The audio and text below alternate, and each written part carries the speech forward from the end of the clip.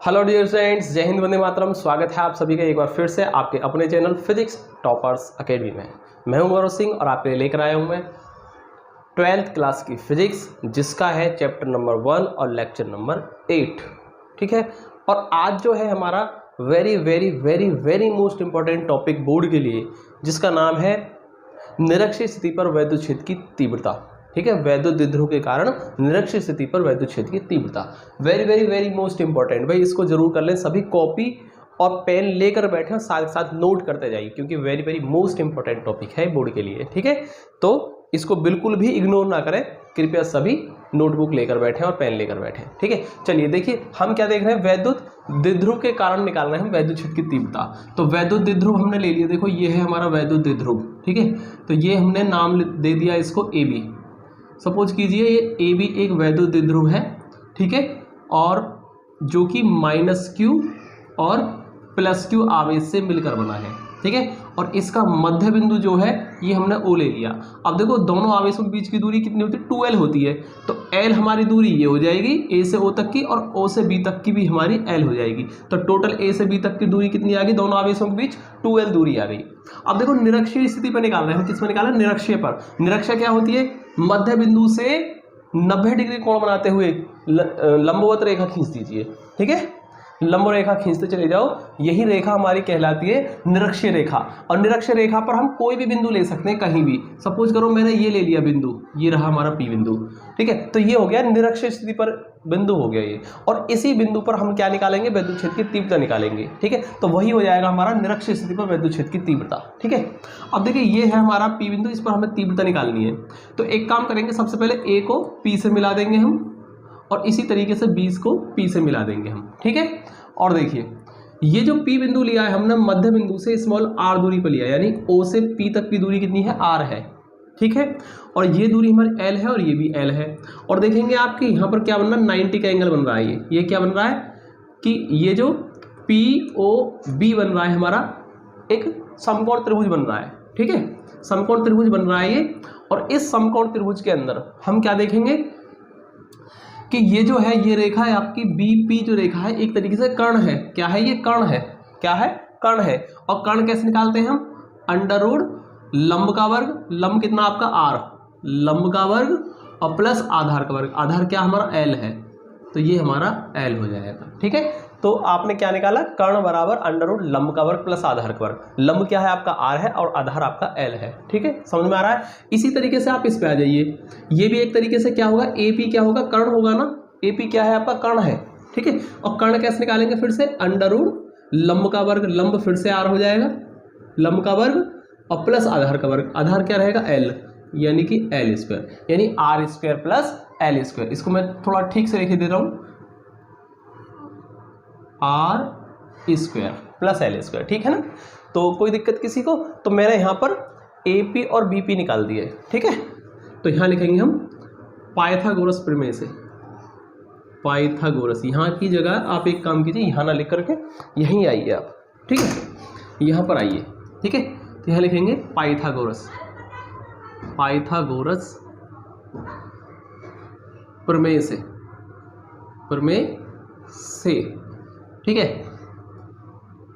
क्या होगा, AP दूरी AP जो है आपकी, AP और BP क्या रहेगी, बराबर आएगी। AP और BP बराबर आएंगी, और एक तरीके से क्या, कर्ण है, और कर्ण होता है लंब का वर्ग, लंब यानी कि r और प्लस आधार का वर्ग। आधार कितना हमारा, आधार है L। तो ये हो जाएगा हमारा पाइथागोरस प्रमेय से हमने ये निकाल दी दूरी, AP और BP निकाली, जो कि बराबर आएंगे, और क्या आएंगे, same to same √r² plus L² आएगी। ठीक है, तो आई थिंक आपको इतना है समझ में आया होगा। ठीक है, चलिए इसके बाद देखिए, इसके बाद सबसे पहले हम क्या करेंगे, सबसे पहले +q आवेश के कारण निकालते हैं हम। देखिए चित्र पे आइए आप, सबसे पहले आप डायग्राम के आइए। ठीक है, पहले आप +q आवेश के कारण निकालेंगे P बिंदु पर वैद्युत क्षेत्र की तीव्रता। तो हम क्या करेंगे, देखो P बिंदु पर हम क्या करेंगे, 1 कूलाम आवेश मान लेंगे। क्या मानेंगे, +1 कूलाम आवेश मान लेंगे। मैंने आपको बता रखा है, किसी भी बिंदु पर वैद्युत क्षेत्र की तीव्रता निकालना बहुत ही आसान है। जिस बिंदु पर तीव्रता निकालते हैं उस बिंदु पर 1 कूलाम आवेश मान लो प्लस का, और आवेश के कारण इस आवेश पर, ठीक है, इस वाले आवेश के कारण जिस बिंदु पर तीव्रता निकाल रहे हैं ठीक है, उस आवेश पर बल निकाल लीजिए किधर लगेगा। तो ये प्लस प्लस को करेगा प्रतिकर्षित, तो ये प्लस प्लस को क्या करेगा, प्रतिकर्षित करेगा। ठीक है, ये प्लस इस प्लस को क्या करेगा, प्रतिकर्षित करेगा, मतलब ऊपर की ओर बल लगाएगा। तो इस तरीके से हमारा प्लस क्यू आवेश के कारण विद्युत क्षेत्र की तीव्रता हमने सपोज करो E1 माना है और उसकी दिशा क्या आएगी, ऊपर आएगी। ठीक है, अब इस माइनस क्यू आवेश की वजह से निकालेंगे इस आवेश 1 कूलम पर बल। ठीक है, कैसे निकालेंगे, माइनस प्लस में होगा आकर्षण, तो माइनस प्लस को क्या करेगा, इस बार आकर्षित करेगा, और किधर करेगा, नीचे की ओर, यानी इधर को आकर्षण का बल लगाएगा। तो ये हमारा क्या हो जाएगा, E2 हो जाएगा। ठीक है, तो इस तरीके से हमने E1 और E2 के मान निकाल लिए। कोई दिक्कत किसी को, आई थिंक कोई दिक्कत नहीं होनी चाहिए आपको। अब देखिए E1 और E2, अब ये जो है हमारी ना तो x अक्ष दिशा में आ रही, E1 क्या है, ना तो x अक्ष में है ना ही ये y अक्ष की दिशा में, तो इसके हमें घटक करने पड़ेंगे यहाँ पर। ठीक है, डिफरेंट किसी डायरेक्शन के लिए घटक होते हैं, और ये एंगल सपोज करो थीटा मान लिया मैंने, क्या मान लिया इसको, थीटा एंगल मान लिया है। सही है, अब देखिए इसके दो घटक कैसे होंगे, E1 के दो घटक, E1 का एक घटक तो होगा ये, और एक घटक हो जाएगा हमारा ये। ठीक है, और ये रहा हमारा वो एंगल थीटा, दो घटक कर लिए हमने इसके। तो E1 देखो ये इतना ही रहेगा यहाँ पर, एंगल का मान इतना ही रहेगा यहाँ पर। ठीक है, तो इसके दो घटक करें, देखो E1 के दो घटक, एक ये वाला और एक ये वाला। जैसे सपोज कीजिए आप, हमारा ये है F है, क्या है ये, F है बल। ठीक है, तो इसके दो घटक होंगे, ये एंगल थीटा है, तो इसके दो घटक होंगे, एक तो होगा x अक्ष की दिशा में, x अक्ष की दिशा में तो ये हो जाएगा F cos थीटा। ठीक है, और एक हो जाएगा हमारा y अक्ष की दिशा में F sin थीटा। तो इस तरीके से आता है। ठीक है, तो ऐसे आता है हमारा, तो F cos theta, F sin theta. तो इस तरीके से हम दो घटक करते हैं, ऐसे हमने इसके कर लिए। देखो इसके दो घटक करेंगे, एक हमारा ये आएगा और एक घटक ये आएगा। ठीक है, अब देखिए जिसके साथ एंगल होता है, देखो एंगल जब बनता है उस वाली अक्ष के साथ कॉस आता है, और यहाँ एंगल किसके साथ बनना है, इसके साथ, तो ये आएगा हमारा कॉस, यानी कि E1 कॉस थीटा होगा ये। तो ये कितना हो जाएगा फिर हमारा, E1 साइन थीटा। ओके, इस तरीके से, किसी को कोई दिक्कत। चलिए इसी तरीके से अब आप E2 के भी दो घटक करेंगे भाई, E2 के भी आपको दो घटक करने होंगे। कैसे करेंगे, देखो E2 के दो घटक होंगे, एक तो देखो ये एंगल क्या है आपका, थीटा है ये, तो इसके दो घटक होंगे, एक तो ये घटक यही हो गया। ठीक है, ये कौन सा आएगा, E2 cos थीटा। ठीक है, और एक घटक इसका जो होगा नीचे की तरफ हो जाएगा ये वाला, यानी कि यहाँ आएगा E2 sin थीटा। तो मैंने यहाँ लिख दिया E2 sin थीटा। तो इस तरीके से हमारे दो घटक हो गए भाई, E1 sin थीटा और E2 sin थीटा, दोनों कैसे आ गए, एक दूसरे के विपरीत आ गए, और E1 cos theta, E2 cos theta दोनों एक ही दिशा में आ गए। तो इस तरीके से मैंने घटक कर दी। अब देखो इसको मैं बिल्कुल यहाँ दिखा रहा हूँ, इस चीज़ को मैं बिल्कुल यहाँ दिखा रहा हूँ। देखो E1 कहाँ था, E1 हमारा ऐसे था, ध्यान से देखना, ये था हमारा E1। ठीक है, और E2 हमारा नीचे की ओर था, ये इस तरीके था, इस तरीके से थे हमारे E1 E2। ठीक है, अब देखो सबसे पहले आपने क्या काम करा, ये एंगल ले लिया थीटा और ये एंगल ले लिया थीटा, यही तो लिया मैंने, थीटा थीटा। मैं इस चीज़ को E1 E2 के घटक यहाँ अलग करके दिखा रहा हूँ आपको।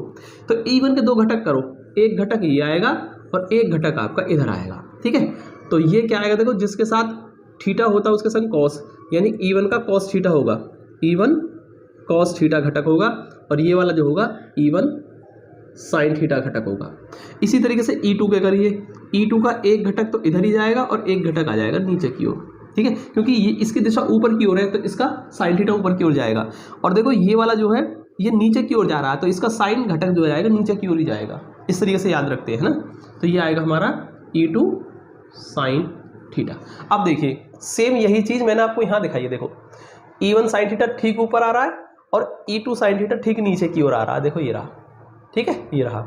अब देखो E1 cos थीटा और E1 cos थीटा और E2 cos थीटा दोनों क्या है, ये E1 cos थीटा है, ये E2 cos थीटा है, दोनों एक दिशा में आ रहे हैं। देखो ये रहे E1 cos theta, E2 cos theta. ठीक है, इस चीज़ को मैंने यहाँ पर अलग भी करके दिखा दिया आपको समझाने के लिए। ठीक है, तो आपकी इच्छा है आप यहाँ समझ गए, अदरवाइज आपने यहाँ भी समझ लिया, मैंने दो बार समझा दिया आपको ये। ठीक है, तो इस तरीके से अब आप देखिए एक चीज़ और समझेंगे इसमें। पहले हम ये क्या करेंगे, हम E1 E2 के मान निकाल लेते हैं। कैसे करेंगे हम, माना प्लस क्यू आवेश के कारण, प्लस क्यू आवेश के कारण बिंदु P पर, कहाँ, बिंदु पी पर वैद्युत क्षेत्र की तीव्रता क्या निकालेंगे? वैद्युत क्षेत्र की तीव्रता, वैद्युत क्षेत्र की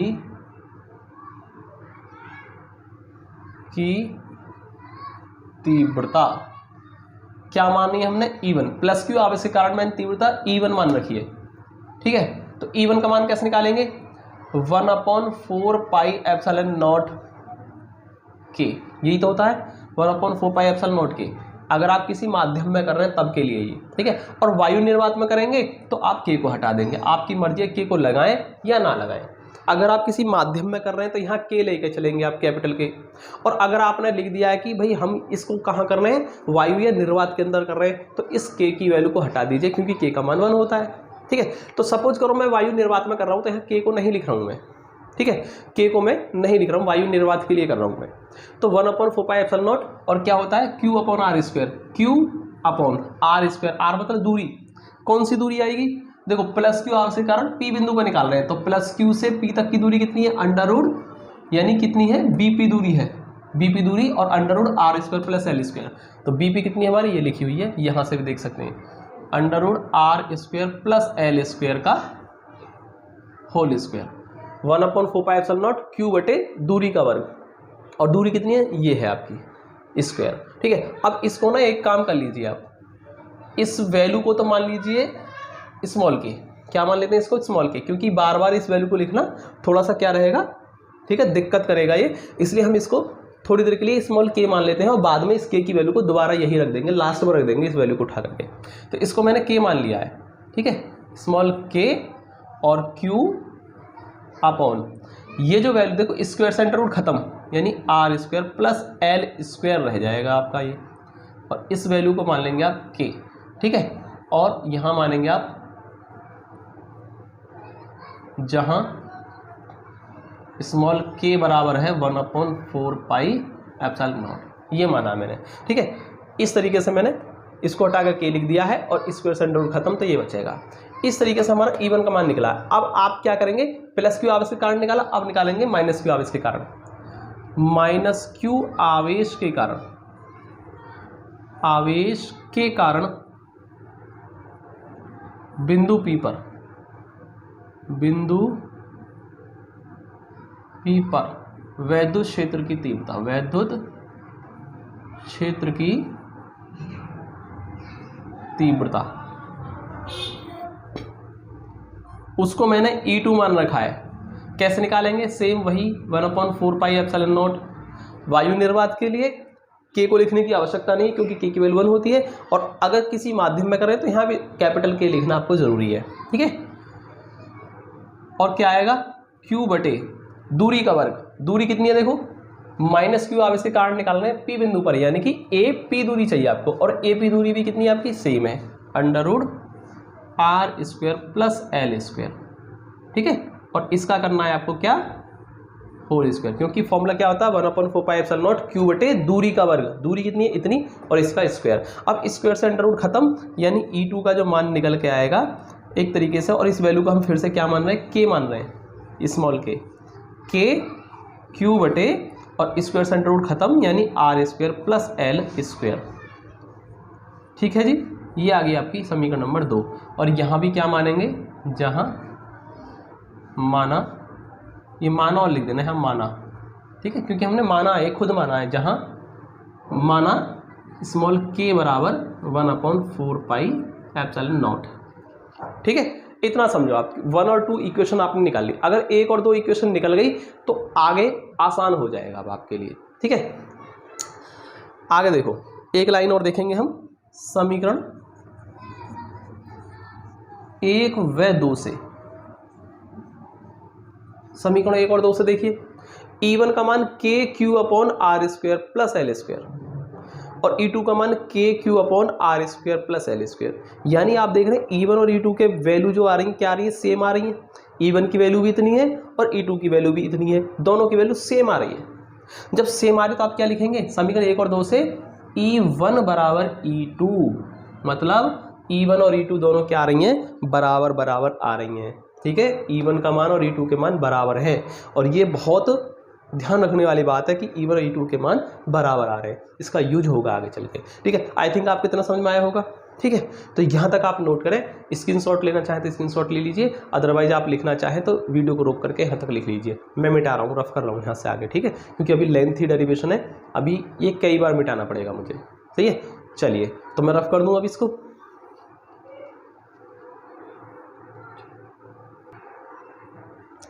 ठीक है, देखिए मैंने यहाँ से रफ कर दिया ये। अब एक चीज़ देखिए आप, अब E1 E2 को तो आप छोड़ दीजिए। ठीक है, अब आपको क्या करना है, देखो E1 के दो घटक E1 साइन थीटा और E1 कॉस थीटा, दो घटक तो इसके मिले, और E2 के भी हमें दो घटक मिल रहे हैं, E2 साइन थीटा और E2 कॉस थीटा। अब आप E1 और E2 को तो छोड़िए, भूल जाइए इसको। अब इनके जो दो दो घटक मिले हैं, E1 के दो घटक मिले हैं और इसी तरीके से E2 के दो घटक मिले, यानी दो घटक E1 के और दो घटक E2 के, यानी चार घटक हो गया अब हमारे पास। अब आपको E1 साइन थीटा और E1 कॉस थीटा, इसी तरीके से E2 sine theta, E2 cos theta और E1 कॉस थीटा। ठीक है, चार घटक है, इन चारों का परिणामी चाहिए अब आपको। ठीक है, कैसे निकालेंगे चारों का परिणामी, देखिए सबसे पहले आप साइन वाले घटकों का परिणामी देखेंगे। ठीक है, देखिए E1 साइन थीटा, ठीक है, और तथा E2 sine theta, E1 sine theta, E2 sine theta, और दोनों कैसे हैं आपके विपरीत दिशा में, क्या है, विपरीत दिशा में है। ठीक है, घटक परिमाण में बराबर, परिमाण में बराबर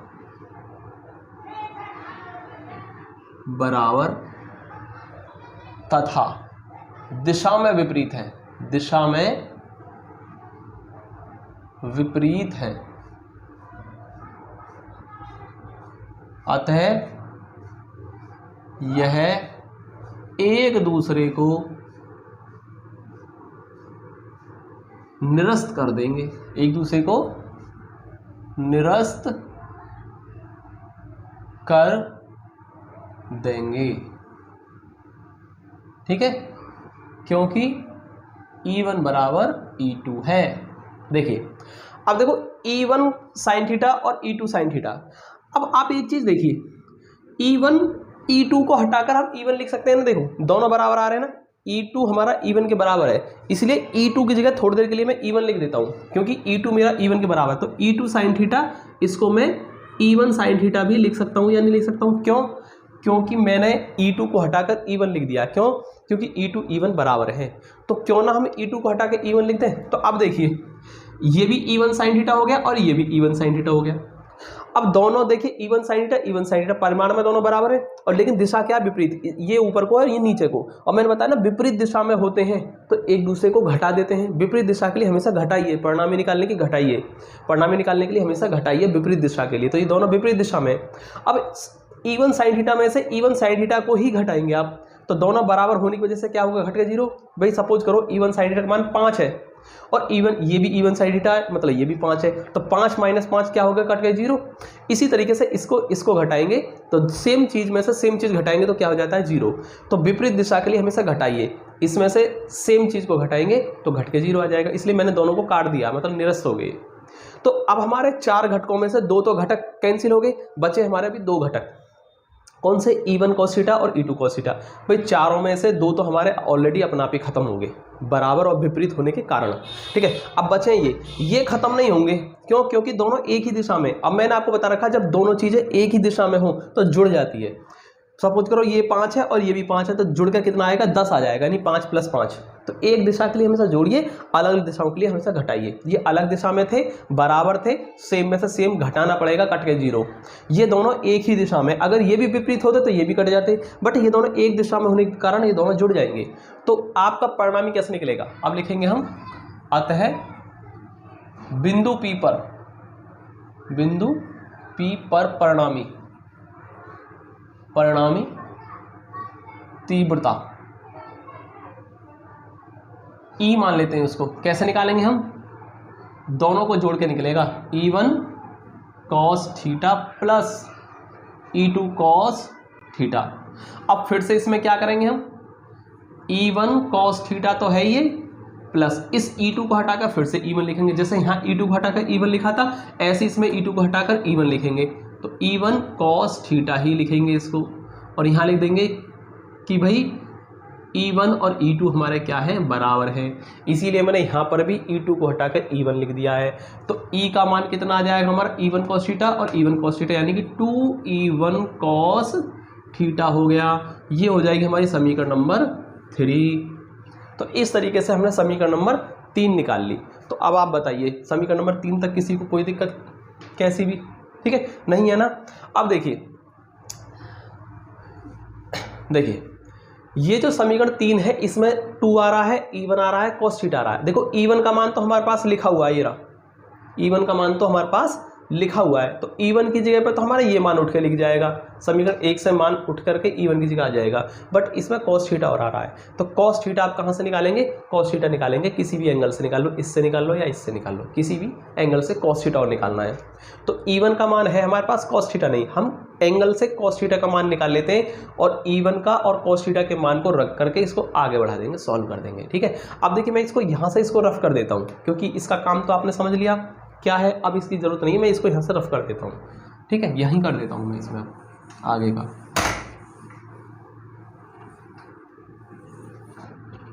देखिए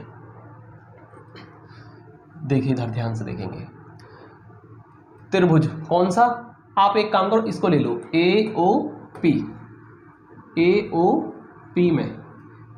में क्या देखेंगे आप, cos थीटा चाहिए ना आपको, cos थीटा, भाई cos थीटा क्या होता है, आधार बटे कर्ण होता है, आप जानते हैं आधार बटे कर्ण होता है cos थीटा, आधार बटे कर्ण। अब जरा ध्यान से देखें, आधार क्या है इसमें, ये L है, L, और कर्ण क्या है, कर्ण हमारा 90 के सामने यानी कि ये वाला होता है, ये कर्ण होता है हमारा, है ना, अंडररूट L² प्लस R², या R² प्लस L², ये हमारा cos थीटा आ गया। अब cos थीटा का मान भी आपको मिल गया और E1 का मान भी आप जानते हैं, तो समीकरण 3 में आ जाइए ना फिर से। तो समीकरण 3 में आप लिखेंगे, समीकरण 3 में E1 व cos थीटा का मान रखने पर जरा देखेंगे क्या आएगा। देखो E बराबर, ध्यान से देखना, E बराबर 2 और E1 की जगह E1 का मान लिखेंगे, ये वाला क्या है, KQ बटे R² प्लस L², ये तो आ गया हमारा E1 का मान, इनटू cos थीटा, और cos थीटा की जगह हम लिखेंगे ये क्या है हमारा, L बटे अंडररूट R² प्लस L², ये आ गया हमारा, ठीक है। अब देखिए 3 में हमने 2E1 cos थीटा रख दिया मान, आगे सॉल्व कर दीजिए इसको। E बराबर, देखो K को बाहर कर दिया हमने और 2QL इसको कर दिया हमने एक जगह, और देखिए R² प्लस L², इसकी पावर कुछ नहीं तो 1 मानेंगे पावर, ठीक है, पावर 1 यानी R² प्लस L² की पावर कितनी आएगी, देखो 1 पावर तो ये है और अंडररूट ये है, अंडररूट का मतलब होता है 1/2 पावर, हाफ पावर। जैसे सपोज कीजिए आपको अंडररूट 3 लिखा हुआ है, अंडररूट 3 का मतलब है 3 की पावर 1/2, ऐसे लिख सकते हैं हम, अंडररूट 3 को 3 की पावर 1/2, तो अंडररूट को हटाकर पावर 1/2 यानी कि आधा पावर होता है, हाफ मतलब आधा पावर। तो इसी तरीके से यहाँ पर कितनी पावर है, आधी पावर है, अंडररूट मतलब आधी पावर ये रही और 1 पावर ये रही, तो 1 और आधी पावर ये कितनी होगी, 1.5 पावर होगी, यानी 1.5 पावर, 1 पावर ये और आधी पावर ये, यानी 1.5 पावर होगी, और 1.5 का मतलब 3/2, ठीक है भाई। 1.5 का मतलब कितना होता है, 1.5, 1.5 का मतलब होता है 3/2, क्यों, क्योंकि 3 में 2 का भाग करेंगे तो 1.5 ही आएगा, 1.5 आएगा, ठीक है। तो इस पावर को टोटल को हटाकर मैं कितना लिख देता हूँ, 3/2 लिख देता हूँ, यानी 1.5 पावर।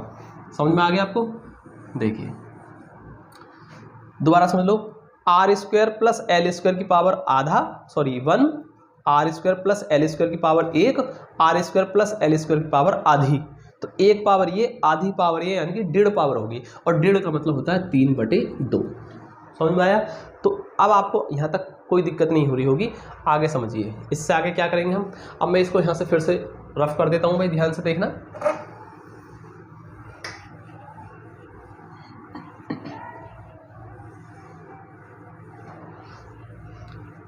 देखेंगे E बराबर K और 2QL, ये जो लिखा है ना 2QL, ये क्या होता है हमारा P होता है। क्या होता है? P, वैद्युत द्विध्रुव का आघूर्ण होता है। मैंने पिछले वाले डेरिवेशन में भी कराया था। तो ये हो गया P upon R square plus L square की पावर 3/2। ठीक है, कोई दिक्कत किसी को? यहाँ हमको लिखना होगा ये कि P क्या है। P बराबर 2QL होता है या Q इंटू 2L होता है, और Q इंटू 2L को हम 2QL भी लिख देते हैं। और ये क्या है? वैद्युत द्विध्रुव आघूर्ण है। क्या है ये? वैद्युत द्विध्रुव आघूर्ण होता है ये। ठीक है, तो 2QL को मैंने P लिख दिया है। ठीक है, देखिए 2QL को 2QL किसके बराबर होता है? P, इसलिए मैंने इस 2QL को हटा करके सीधे P लिख दिया यहाँ पर। समझ में आया? ये लिखना जरूरी है भाई, ध्यान रखना, ऐसे लिखना पड़ेगा आपको। ठीक है, अब देखिए यहाँ पर देखेंगे हम, परंतु हम क्या जानते हैं फिर से, परंतु L is very less than comparable to R, यानी कि L R के सापेक्ष बहुत छोटा होता है। वही पिछली वाली कंडीशन जो लेक्चर नंबर 7 में मैंने आपको ली थी कि L जो होता है वो बहुत छोटा होता है R से। तो हम क्या लिखेंगे? अतः L स्क्वायर को नगण्य मानकर छोड़ देंगे। L स्क्वायर को नगण्य मानकर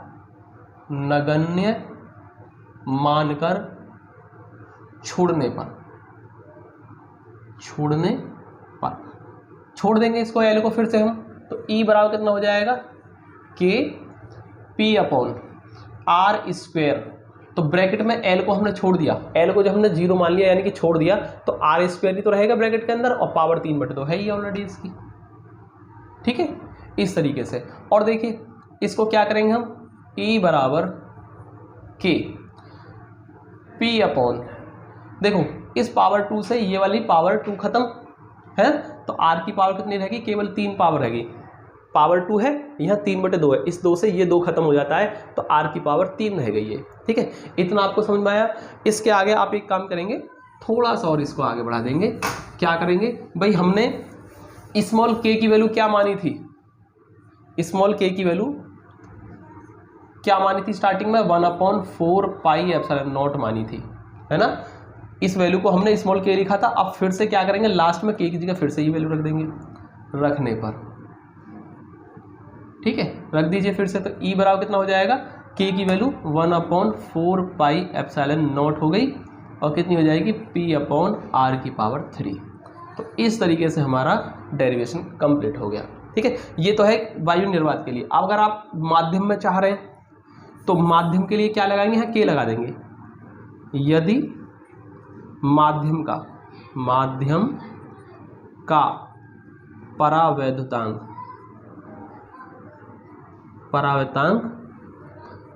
k, ये कैपिटल K, ध्यान रखना ये था स्मॉल k, और माध्यम के परावर्तांक को कैपिटल K लेते हैं हम। कैपिटल K है तो